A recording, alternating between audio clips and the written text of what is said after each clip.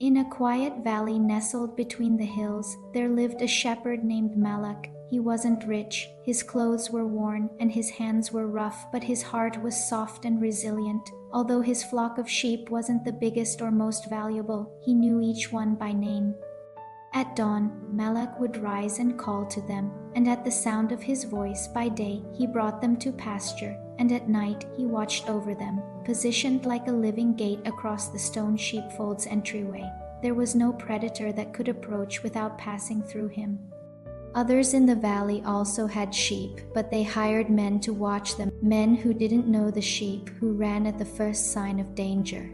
Thieves often crept in at night, climbing over the walls, snatching a lamb or two before disappearing into the darkness, but never from Malak's fold. His voice was their safety, and his life was their protection.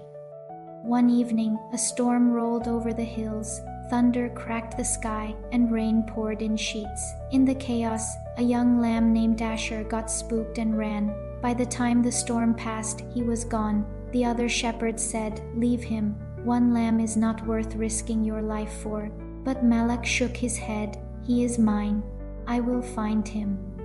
With just his staff and a lamp, he stepped out into the darkness after leaving the 99. Searching the tunnels and brambles, he called out into the wind and climbed the rocky slopes. Finally, close to a gully's edge, he heard a slight bleating. Asher was standing on a ledge, barely within grasp, shivering.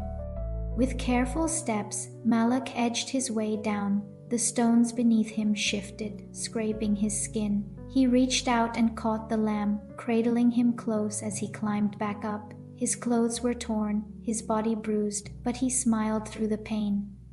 He returned to the fold at sunrise, and when the other sheep heard his voice again, they rushed to him. Asher nestled into the flock, safe and warm. Then Malak turned to the others and said, "I am the good shepherd. I know my sheep, and my sheep know me.